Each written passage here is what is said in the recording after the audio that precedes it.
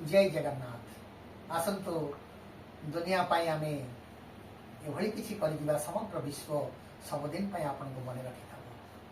नीलाचल निवासाय नित्याय परमात्मने बलभद्र सुभद्राभ्यां जगन्नाथयते नमः।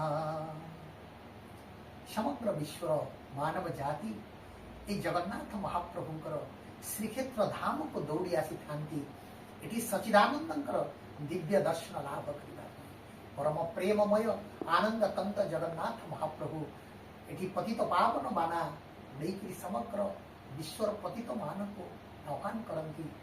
हे पतित माने, हे श्रद्धालु माने, हे भक्त माने, हे समर्पित मनीष माने, आपण समस्ते आसंतु श्रीक्षेत्र रे 33 कोटी देवादेवी मान को दर्शन कले जितकी फल मिली थाए, 4 धाम दर्शन कले जितकी फल मिली थाए, 12 ज्योतिर्लिंग दर्शन कले जितकी फल मिली थाए, एका जगन्नाथ महाप्रभु दर्शन करिले सेतिकी फल प्राप्ति ही थाए। आ सबुठारो श्रेष्ठतम कथा होची सनातन धर्मर, हिंदू धर्मर, वैदिक धर्मर श्रेष्ठ पर्व, श्रेष्ठ उत्सव कुंभ मेला से श्रीक्षेत्र धाम अनुष्ठित होता है। श्री जगन्नाथ कुंभ मेला कहुए। प्रतिवर्ष कार्तिक मास व्यापी श्रीक्षेत्र रे श्री जगन्नाथ कुंभ मेला अनुष्ठित होता है। जगन्नाथ चेतनावित माने, जगन्नाथ भक्त माने श्री जगन्नाथ कुंभ मेला करि आपण मानक मु कहि रखिबी जेतेबेले गंगा माता को धरावतरण करागला, गंगा माता पृथ्वी को आसीबे केमिति माँ कहिले देखंतु जदि मु सीधा सीधा भगीरथन को माँ से कथा कहली जदि मु सीधा सीधा पृथ्वी को धरावतरण करिबी ताहे पृथ्वी विफाल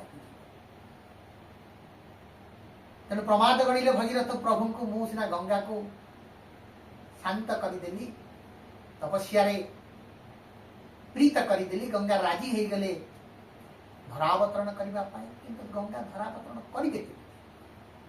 जगत पिता परम प्रेममय निकट में प्रार्थना कले, भगीरथ कले हे प्रभु जगन्नाथ आपण ही बाट बतांतु गंगा माता केमिति धरावतरण करेंगे। जगन्नाथ निर्देश है शंकर भगवान तांकर जटारे यदि गंगा को धारण करेंगे गंगा वैकुंठ सीधा शंकर भगवान जटा को विराजमान करेंगे और शंकर भगवान जटारू धरती को जीवे।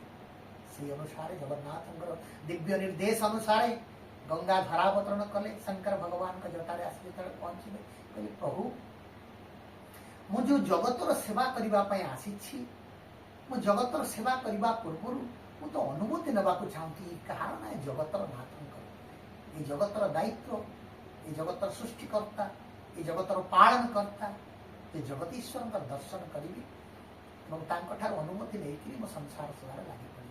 शंकर भगवान कहले माँ यह तो निश्चित भाव में सुंदर कथा तेणु जगतर नाथ श्रीक्षेत्र में विराजमान करूँ आप चलतु जगतर नाथ को मुझे दर्शन करी, मुझे बहुत दिन महाप्रभु दर्शन कर पारे।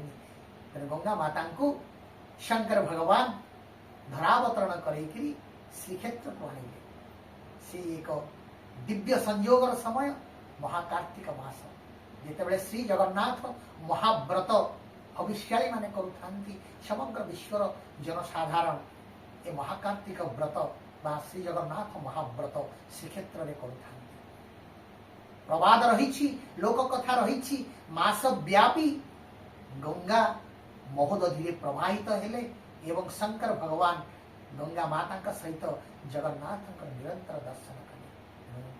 साधु संत माने कहती, जगन्नाथ बीत माने कहती, आध्यात्मिक संस्कारक माने कहती, गवेषक माने कहती जो भक्त जो श्रद्धालु कार्तिक मासरे जगन्नाथ दर्शन करी महोदधि स्नान करी महोदधि जलांजलि करी महोदधि श्री जगन्नाथ महायोग करी महोदधि को आरती करी पूजा उपासना करी बुड़ पकई थांती ईश्वर प्राप्ति ही थाए, जगन्नाथ प्राप्ति ही थाए। तेणु आज को 2000 मसीह प्रथम करी श्री जगन्नाथ धाम श्रीक्षेत्र में श्री जगन्नाथ कुंभ मेला आरंभ होती। समग्र विश्वर कोटि कोटि भक्त माने श्री जगन्नाथ धाम विराजमान करी श्री जगन्नाथ कुंभ मेला अंशग्रहण कर 2025 मसीह जदिओ प्रथम करी जिते श्री जगन्नाथ कुंभ मेला आरंभ है 2000 मसीह से दीपावली ठारू कार्तिक पूर्णिमा पर्यंत 15 दिन धरी होता किंतु परवर्ती पर्यायर 2001 ठारू समग्र कार्तिक मास व्यापी श्री जगन्नाथ कुंभ मेला अनुष्ठित हो आसुची। 2025 मसीह श्री जगन्नाथ कुंभ मेलार 25 वर्ष उत्सव पालन करा रौप्य जयंती उत्सव पालन करा समग्र भारत वर्षर साधु संत माने एक कार्यक्रम अंशग्रहण करेंगे। 108 किलोमीटर व्यापी समग्र विश्वर दीर्घतम बेलाभूमि लंगेस्ट लार्जेस्ट बिगेस्ट सी शोर समग्र पृथ्वी रे 108 किलोमीटर व्यापी बेलाभूमि कोठी नाही। अस्तरंग ठार गोपालपुर पर्यंत यहाँ को महोदधि कह जाए 108 किलोमीटर भितर या भितर 303 घाट रही। जगन्नाथ चेतना बीत भक्त माने 108 किलोमीटर अस्तरंग ठारू गोपालपुर पर्यंत 108 किलोमीटर बेलाभूमि को महोदधि 303 घाट करा जायछि। से घाट रे प्रतिदिन कार्तिक मासरे प्रतिदिन 303 घाट रे महोदधि आरती 2000 मसीहा ठारू अनुष्ठित होइछि। छोट आकार बड़ आकार विभिन्न अंचल भक्त मानकर समागम अनुसार महोदधि आरती अनुष्ठित होइछि। कारण महोदधिर उपासना 2000 मसीहा ठारू महोदधि आरती कार्यक्रम